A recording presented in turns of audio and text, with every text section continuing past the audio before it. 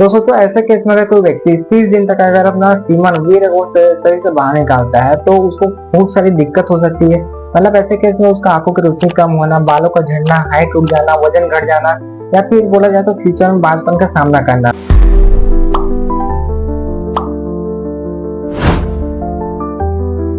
तो आज हम हमारे रिप्रोडक्टिव सिस्टम को अच्छे से समझेंगे, क्योंकि एग्जाम के पॉइंट ऑफ व्यू से बहुत ज्यादा इंपॉर्टेंट है, टॉपिक है।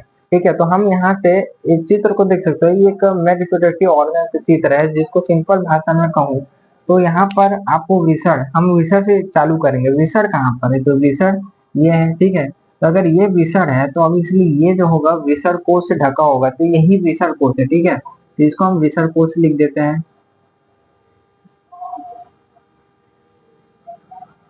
ठीक है, अब ये जो बच्चा हमारा टेस्टिस, ठीक है, जिसको हम इंग्लिश में टेस्टिस, हिंदी में विषण कहते हैं। विषण के अंदर पाया जाता है दो चीज। कौन कौन सा चीज? पहला है सर्टोली कोशिका।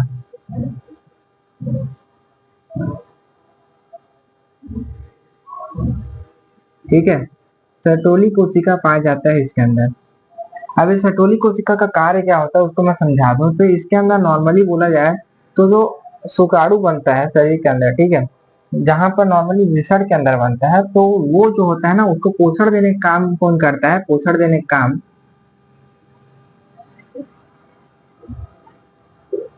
वो देता है सर्टोली कोशिका। ठीक है, और इसके अंदर सेकेंड चीज पाया जाता है लीडिंग कोशिका।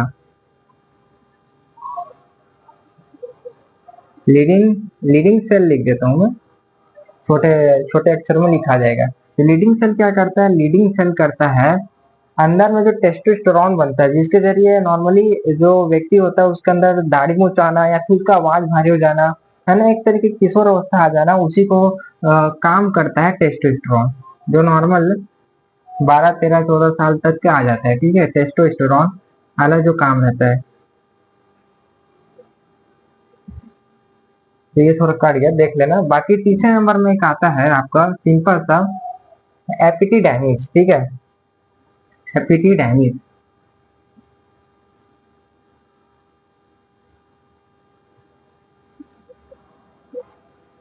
एपिटीडाइमिस क्या करता है? तो इसका सिंपल कार्य होता है, जैसे एक शुक्राणु होता है, ठीक है, उस शुक्राणु को वो पोषण देने का काम करता है, साथ ही साथ उसको ऊर्जा देता है ताकि फ्रूट के रूप में वो आगे आगे अपना कार्य कर सके। ठीक है, मतलब कि इस हिसाब से ये भी ऊर्जा देने का काम करता है, या फिर बोला जाए तो मैच्योर करता है। ठीक है, मैच्योर बना देता है।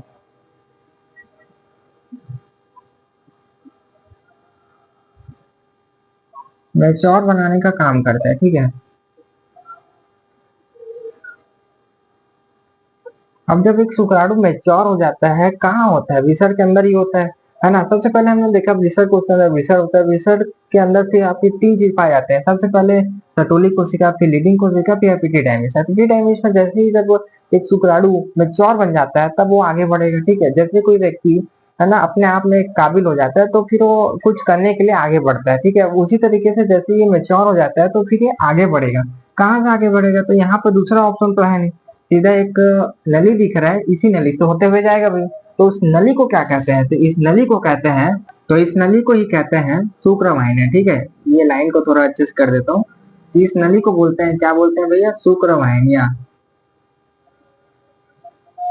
शुक्रवाहिनी, या फिर बोला जा सकता है इंग्लिश में वायर डिफरेंसेस।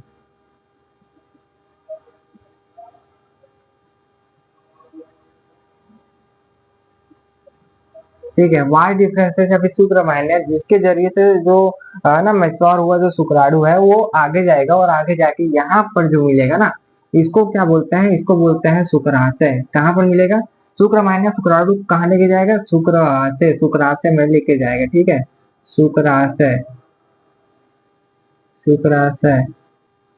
तो ये है शुक्राशय। ठीक है, शुक्राशय के अंदर नॉर्मली होता क्या है? जो इसको हम जैसे बॉडी डिफरेंसेस से होते हुए शुक्राशय में आए हैं, उसके अंदर ऊर्जा तो है, लेकिन उसको और अच्छे से ऊर्जा, ताकि वो गति करके बाहर जब निकले तो उसके लिए ऊर्जा होने के लिए बहुत ज्यादा आवश्यकता होती है। तो ये उसको नॉर्मली कैल्शियम देता है, फ्रक्टोज देता है, एंजाइम देता है, ताकि उसको गति ऊर्जा मिले, ताकि जब वो शरीर से निकले तो स्पीड से निकले। तो इसके लिए कौन जिम्मेदार होता है? शुक्राशय जिम्मेदार होता है, क्योंकि शुक्राशय उसको ऊर्जा देता है, गति देता है। वो कैसे देता है? तो उसको फ्रक्टोज, एंजाइम, है ना, कैल्शियम, ये सब चीज देता है, जिसके चलते वो आगे बढ़ पाता है। फिर जैसे फिर और आगे आता है तो उसको मिलता है ये वाला भाग, इसको क्या बोलते हैं, इसको कहते हैं प्रोस्टेट ग्लैंड। ठीक है, प्रोस्टेट ग्लैंड, इसको मैं लिख देता हूँ प्रोस्टेट, है ना, इसको प्रोस्टेट ग्लैंड कहते हैं, हिंदी में प्रोस्टेट ग्रंथि कहते हैं, है ना। सिंपली अब ये जैसे यहाँ पर है ना ऑलरेडी बहुत सारा है ना फ्रक्टोज एंजाइम तो ले लिया, लेकिन यहाँ पर आते ही प्रोस्टेट ग्लैंड उसको गति ऊर्जा प्रदान करेगी, लेकिन उसके साथ साथ आपको पता है कि यह वाला जो मार्ग होता है यहाँ से दो चीज बाहर आते हैं। ठीक है,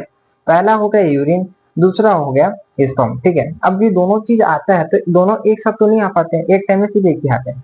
तो जब एक चीज जब आता है यूरिन तो नॉर्मली जैसा रहता है वैसे ही रहेगा, लेकिन जब स्पर्म आता है तो ये वाला मार्ग चिकना बन जाता है, साथ ही साथ क्षारी बना देता है, ताकि ये स्पर्म जो होता है नष्ट ना हो, ज्यादा अम्लीय होने का नष्ट ना हो पाए, इसलिए इसको चिकना बना देता है, क्षारी बना देता है मार्ग को।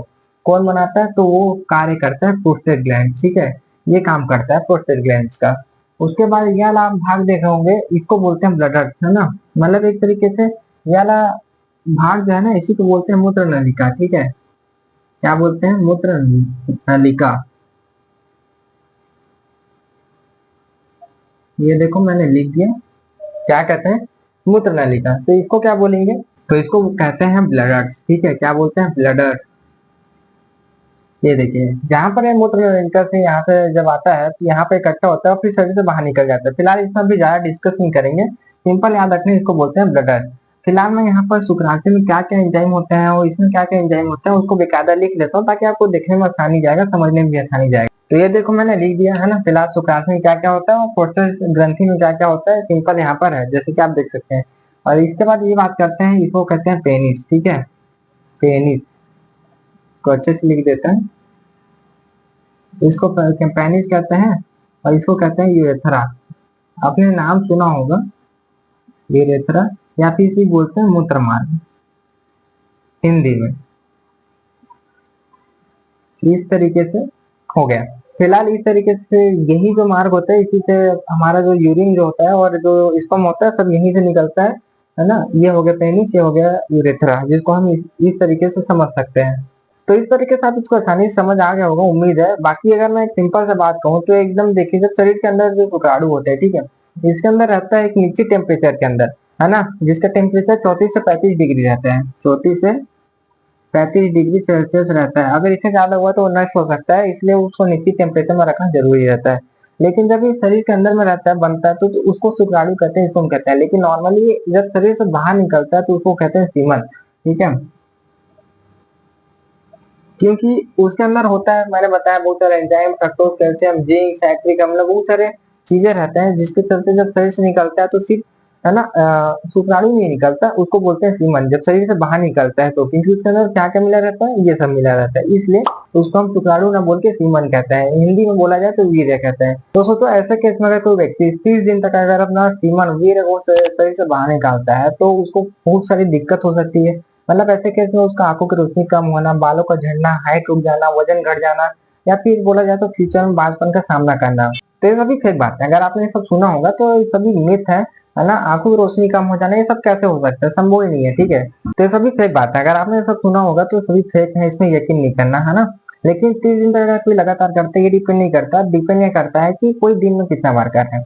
तो ऐसा कैसे कुछ तो होता होगा, अगर ये सब नहीं होता तो होता ये है कि फोकस कम हो जाना, पढ़ाई करते वक्त नींद लगना, है ना, जो नॉर्मली लगता भी है, लेकिन और या फिर बार बार वीकनेस फील होना, कमजोरी लगना, है ना, सिर दर्द करना, ये सभी छोटे मोटे लक्षण देखने को मिल सकते हैं। वो भी तब जब कोई व्यक्ति एकदम मतलब लिमिट से ज्यादा कर दिया तब की बात है।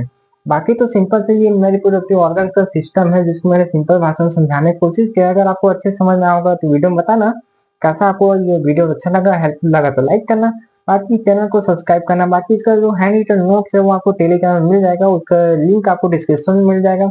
बाकी इस डायग्राम का भी चित्र अच्छे से आपको वहां मिल जाएगा। तो बाकी चैनल को सब्सक्राइब करना, बाकी मैं मिलता हूँ आपको नेक्स्ट वीडियो में।